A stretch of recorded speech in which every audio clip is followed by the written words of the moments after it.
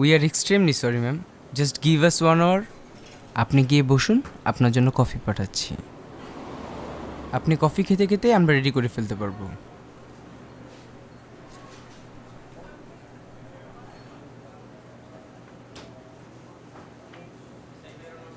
শোনো, আমার ফিরতে একটু দেরি হবে। কেক রেডি হতে আরও 1 ঘন্টা লাগবে। আগেই তো অর্ডার করা, ওরা ডেলিভারি ডেট লিখতে ভুল করেছে। এখন আর কি বলবে? Sorry madam, sorry madam.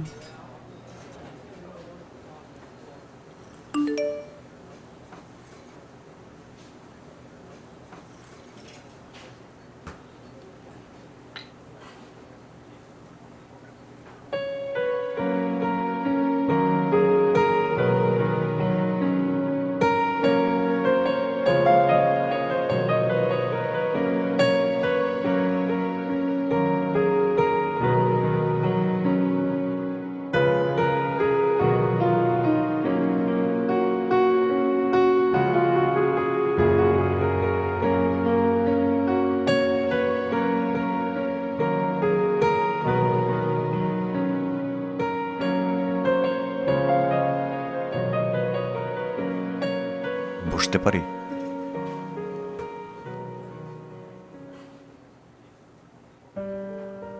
তোমার পাশে বসতে এখন অনুমতিও চাইতে হচ্ছে, তাও সেই অনুমতি ঠিক মতো পেলাম কিনা ঠিক বুঝতে পারলাম না। কেমন আছো? ভালো আছি। জানতে চাইবে না আমি কেমন আছি? হ্যাঁ, কি অবস্থা তোমার? সব ঠিকঠাক? চলছে।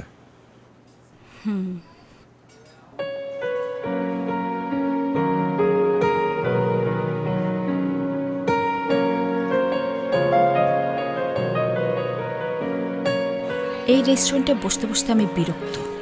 সব সময় এই একই জায়গা। বেকার প্রেমিক তোমার।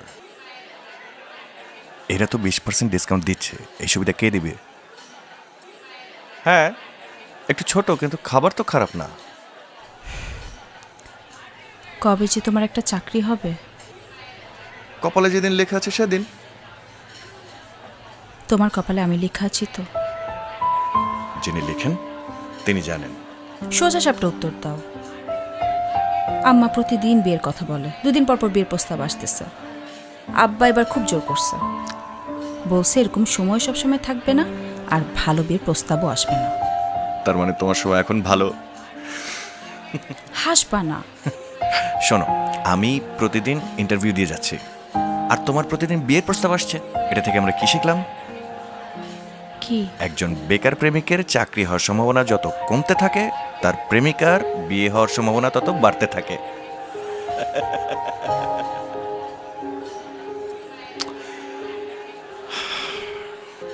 এখানে কোনো কাজে? আমার বাচ্চার বার্থডে, তোর কেক নিতে এসেছিলাম।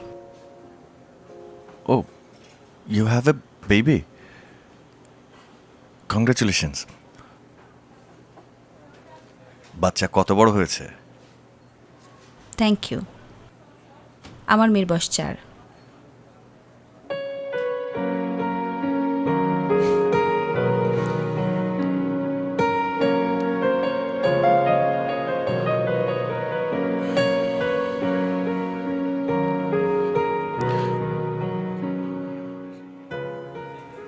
আচ্ছা, তোমার কি আমাদের সেই দিনগুলোর কথা মনে পড়ে? না। কখনই না? মেয়েদের অতীত থাকতে নেই, মেয়েদের থাকে বর্তমান আর ভবিষ্যৎ। আর বিয়ের পর মেয়েদের সংসারটাই বর্তমান, সংসারটাই ভবিষ্যৎ। সেই সংসারে আমারও তো থাকার কথা ছিল সামিয়া। আজকে আমাদের রিলেশনশিপের অ্যানিভার্সারি, মনে আছে তোমার? জানতাম ভুলে যাবা। সরি সরি সরি, সত্যি সরি। মানে আজকের এই দিনটা আমি কিভাবে ভুলে গেলাম? আমার না শাস্তি হওয়া উচিত, সত্যি।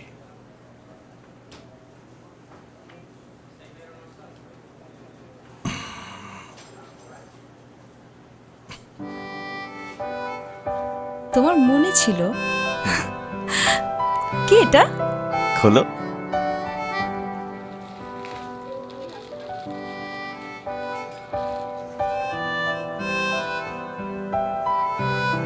এত ছোট জামা? শোনো, আমাদের যখন বিয়ে হবে, ছোট্ট তুলতুলে পরীর মতো একটা মেয়ে বাচ্চা হবে। এই জামাটা তার জন্য রেখে দিও। সত্যি? আচ্ছা শোনো, আমরা কিন্তু বিয়ের পর প্রথম বছরের বাচ্চা নেব, ঠিক আছে? আচ্ছা, আমাদের মেয়ের নাম কি হবে? না, এটা কিন্তু বেশি বেশি হয়ে যাচ্ছে। নামটাম কিছু পরে ভাবা যাবে। না পরে কেন, এখনই বলো না। আরে রেখে দাও কিছু একটা। এসব নামটাম রাখার ব্যাপারে তো তুমি বেশি এক্সপার্ট। না, তোমাকেই রাখতে হবে, এখনই বলো।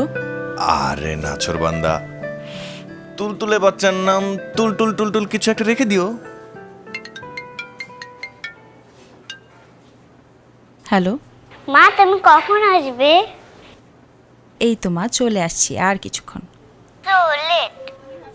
তুমি একটু বাবার সাথে খেলা করো না মা, আমি এক্ষুনি চলে আসছি। Okay okay. Okay by.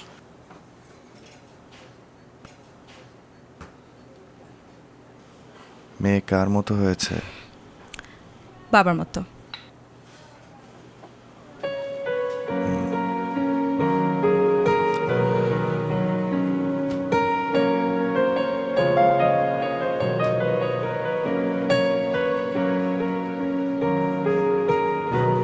এভাবে আমার জীবন থেকে হারিয়ে গেলে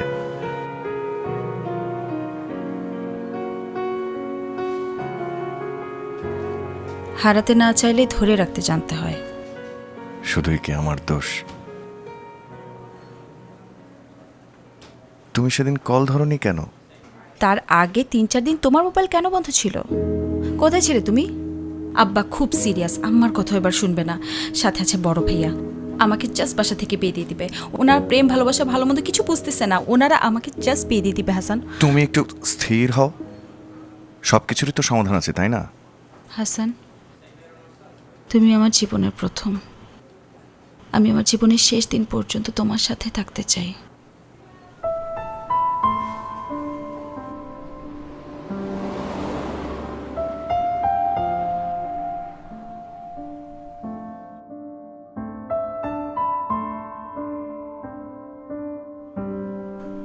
না না, ইন্টারভিউ ঠিকই ছিল, কিন্তু মনে হয় না এই চাকরিটা হবে।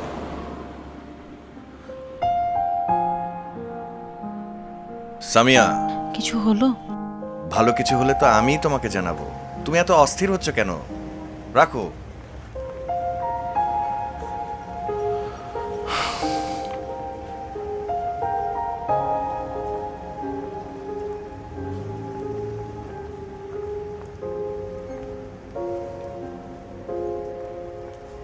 আপাতত দুই ফ্যামিলির কিছু মানুষজন নিয়ে বিয়েটা হয়ে যাক, পরে আমরা বড় করে আয়োজন করব। জি।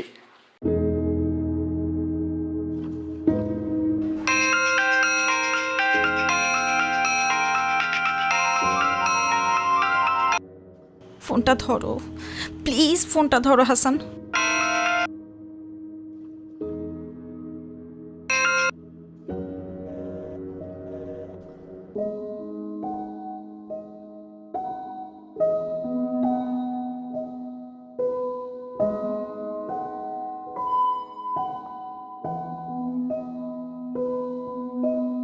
দুঃখিত, কাঙ্ক্ষিত নম্বরটিতে এই মুহূর্তে সংযোগ দেওয়া সম্ভব।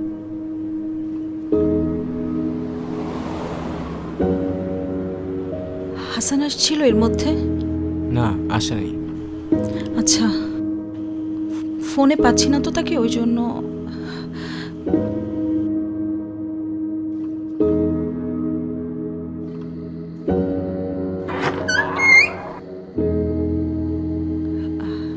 হাসান বাসায় আছে না? হাসান ভাই তো বাসায় নাই। চাকরি পাচ্ছিলাম না, তোমার কল রিসিভ করে তোমাকে বলার মতো নতুন কোনো কথা আমার কাছে ছিল না। চাকরি পাচ্ছি না, এই এক কথা কয়বার বলা যায়?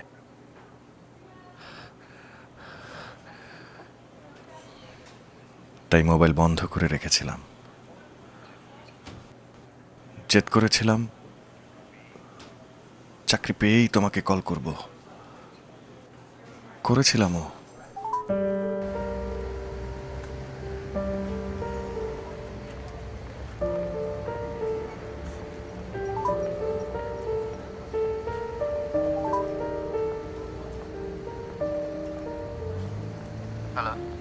হ্যালো, আসসালামু আলাইকুম ভাইয়া। ওয়ালাইকুম সালাম। ভাইয়া সামিয়া কোথায়? অনেকক্ষণ ধরে কল দিয়ে যাচ্ছি, ওকে একটু ফোনটা দিবেন, একটা খুশির সংবাদ দেওয়ার ছিল। আমারও তো তোমাকে একটা খুশির খবর দেওয়ার আছে। কে আগে বলবে এখন? ভাইয়া আপনি বড়, আপনি আগে বলেন। আজ সন্ধ্যায় সামিয়ার বিয়ে হয়ে গেছে।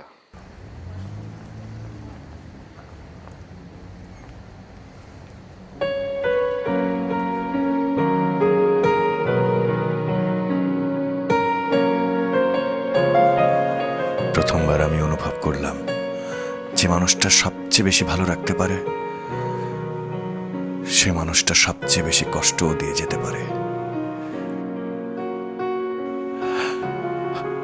এত কিছুর পরেও আমি তোমার কাছে এসে কথা বলছি, কেন জানো? কারণ সবকিছুর পরও তুমি আমার প্রথম প্রেম।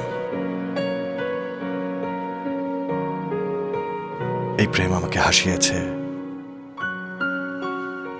জীবনে মনে রাখার মতো কিছু মুহূর্ত দিয়েছে এবং কাঁদিয়েছে। কিন্তু তোমার কাছে এই প্রেম মূল্যহীন। স্বামী সংসার নিয়ে সুখেই আছো।